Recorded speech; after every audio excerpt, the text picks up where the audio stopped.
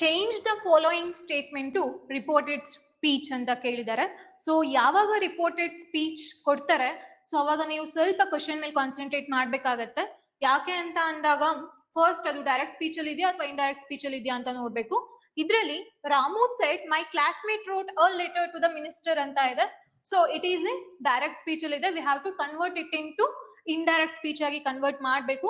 First ಇಲ್ಲಿ ನಾವು identify ಮಾಡ್ಬೇಕಾಗಿರೋದು inverted comma ಒಳಗಡೆ ಯಾವ ಟೆನ್ಸ್ ಇದೆ ಅಂತ. ಓಕೆನಾ? ಸೊ ನಮ್ಗೆ ಟಾಪಿಕ್ ಕೂಡ ಅದೇ ಆಗಿರುತ್ತೆ, ಅದನ್ನ ನಾವು ಕನ್ವರ್ಟ್ ಮಾಡ್ಬೇಕಾಗತ್ತೆ. ಇಲ್ಲಿ ಇದು ಯಾವ ಟೆನ್ಸ್ ಅಲ್ಲಿ ಇದೆಯಪ್ಪ ಅಂತ ನೋಡೋದಾದ್ರೆ ಇದು ಸಿಂಪಲ್ ಪಾಸ್ಟ್ ಟೆನ್ಸ್ ಅಲ್ಲಿ ಇದೆ. For example my classmate is a subject here, wrote ಅನ್ನೋದೇನಾಗುತ್ತೆ V2 ಆಗತ್ತೆ. ಅದ್ರ ಜೊತೆಗೆ ಆ ಲೆಟರ್ ಟು ದ ಮಿನಿಸ್ಟರ್ ಅನ್ನೋದೇನಾಗತ್ತೆ ಆಬ್ಜೆಕ್ಟ್ ಆಗತ್ತೆ. ಸೊ ಯಾವಾಗ ಸ್ಪೀಚ್ ಅಲ್ಲಿ ಅಂತ ಅಂದ್ರೆ ಡೈರೆಕ್ಟ್ ಸ್ಪೀಚ್ ಅಲ್ಲಿ ಯಾವಾಗ ಟೆನ್ಸ್ ಸಿಂಪಲ್ ಪಾಸ್ಟ್ ಟೆನ್ಸ್ ಅಲ್ಲಿ ಇರುತ್ತೋ ಅದನ್ನ ನಾವು ಕನ್ವರ್ಟ್ ಮಾಡ್ಬೇಕಾದ್ರೆ ಪಾಸ್ಟ್ ಪರ್ಫೆಕ್ಟ್ ಟೆನ್ಸ್ ಗೆ ಕನ್ವರ್ಟ್ ಮಾಡ್ಬೇಕಾಗತ್ತೆ. ಹಾಗಾದ್ರೆ ನಮಗೆ ಪಾಸ್ಟ್ ಪರ್ಫೆಕ್ಟ್ ಟೆನ್ಸ್ ಫಾರ್ಮುಲಾ ಗೊತ್ತಿರ್ಬೇಕಲ್ವಾ? ಏನಿರ್ಬೇಕು past perfect tense formula?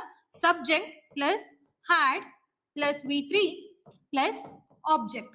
V1 right, V2 ಏನಾಗ್ಬೇಕು ರೋಟ್ ಆಗ್ಬೇಕು. ಅದಕ್ಕೆ ಕ್ವಶನ್ ಅಲ್ಲಿ ನಿಮ್ಗೆ ರೋಟ್ ಇರೋದು.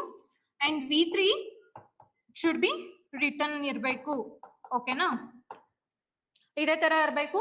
ಸೊ ನಮಗೆ subject plus had plus V3 plus object ಇದೆ. ನಾವೆಲ್ಲಾ ಆಪ್ಷನ್ಸ್ ಕೂಡ ಓದೋ ಅವಶ್ಯಕತೆ ಇಲ್ಲ. ನೋಡಿ ಹ್ಯಾಡ್ ಇರ್ಬೇಕಲ್ವಾ? ಹ್ಯಾಡ್ ಎಲ್ಲಿದೆ? ಇದ್ರಲ್ಲಿ ಇದೆಯಾ? ಓಕೆ, ಇದ್ರಲ್ಲಿ ಇದೆ. ಇದ್ರಲ್ಲಿ ಇಲ್ಲ. ವಾಸ್ ಇದೆ, ಇದ್ರಲ್ಲಿ ಇಲ್ಲ. ಇದ್ರಲ್ಲಿ ಹ್ಯಾಡ್ ಇದೆ. ಬಟ್ ಇಲ್ಲಿ ರಿಪೋರ್ಟಿಂಗ್ ವರ್ಬ್ ಏನಿದೆ ರಾಮು ಸೆಡ್ ಇರೋದು ರಾಮು ಸೆಡ್ ದಟ್ ಆಗ್ಬೇಕು.